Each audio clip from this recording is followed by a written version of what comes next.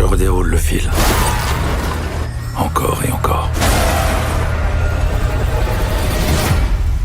Comment ai-je pu en arriver là? Aujourd'hui, nous allons plonger dans l'histoire de 7 célébrités qui ont trouvé la mort sur scène, à des moments où leur art et leur public étaient intimement liés. Des histoires tragiques, parfois choquantes, toujours marquantes, qui nous rappellent à quel point la fragilité humaine peut se mêler au génie artistique. Commençons avec Marc-Antoine Charpentier, acteur de théâtre français du début du XXe siècle. Ce comédien, connu pour ses interprétations intenses de classiques dramatiques, était sur scène un soir de 1923 dans une salle comble à Lyon. Alors qu'il prononçait son dernier monologue avec une intensité qui captivait tous les spectateurs, il s'effondra soudainement. Les médecins diagnostiquèrent une crise cardiaque fulgurante. L'ironie de son destin, mourir au moment même où son art atteignait son apogée, fut largement relayée par les journaux de l'époque. Les témoignages de spectateurs restent aujourd'hui une lecture émouvante. Certains ont pensé que sa chute faisait partie de la mise en scène. Puis, il y a Luisa Conti, chanteuse italienne de renommée européenne, qui s'était produite dans de nombreuses capitales avant de retourner à Rome pour un concert très attendu. Le 14 juin 1968, alors qu'elle interprétait son morceau le plus célèbre, un malaise soudain interrompit sa performance. Les médecins sur place tentèrent tout, mais il était trop tard. Les critiques saluèrent sa dernière prestation comme un adieu artistique parfait, une manière brutale mais magnifique de quitter le monde. Pause rapide pour vous rappeler, si vous appréciez ces histoires captivantes et ces plongées dans la vie de célébrités, de vous abonner à la chaîne et d'activer la cloche de notification afin de ne jamais manquer une vidéo.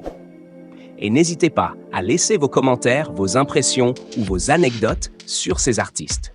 Ça fait toujours plaisir de vous lire. Ensuite, il y a Benny Carter, pianiste de jazz américain dont la carrière avait traversé presque tout le XXe siècle. Il était connu pour ses improvisations hypnotiques, capables de faire vibrer les plus réticents à la musique jazz.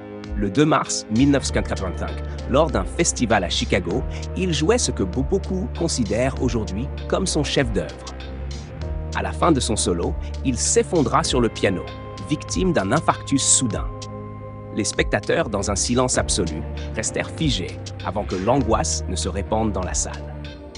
Son décès sur scène devint une légende du jazz, une fin digne de son immense talent. Puis vint Isabelle Fournier, comédienne française contemporaine, reconnue pour son engagement sur scène et son énergie inépuisable. En 2012, lors d'un spectacle à Paris, elle donna tout ce qu'elle avait pendant 2 heures. À la dernière réplique, un malaise cardiaque la frappa.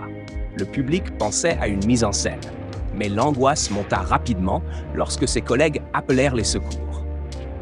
Isabelle mourut à l'hôpital quelques minutes plus tard, laissant derrière elle une carrière pleine de passion et de dévouement à son art.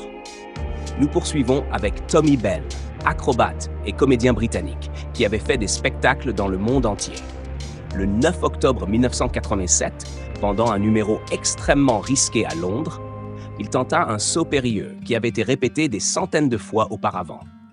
Cette fois-ci, son corps ne répondit pas. Il s'effondra devant un public horrifié.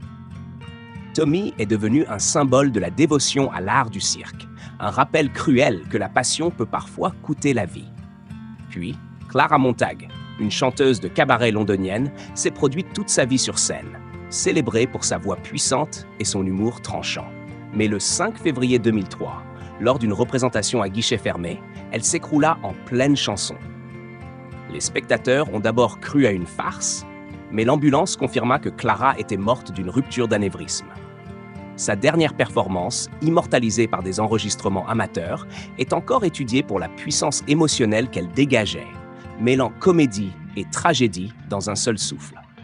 Enfin, il y a Hideo Tanaka, acteur et mime japonais, reconnu pour ses interprétations silencieuses mais bouleversantes. Le 23 août 2010, lors d'un festival culturel à Tokyo, il terminait une performance qui lui avait pris des mois de préparation. Au moment de la révérence finale, il s'effondra sous les yeux ébahis du public. Les secouristes tentèrent de le réanimer, mais il était déjà trop tard. Hideo fut célébré posthumément pour avoir consacré sa vie à son art, jusqu'au dernier souffle. Chaque histoire nous rappelle combien la frontière entre vie et art peut être mince. Ces artistes, par leur dévouement et leur passion, ont marqué l'histoire de leur discipline de manière indélébile. Leur mort sur scène, bien que tragique, a transformé leur dernier instant en un moment d'éternité artistique.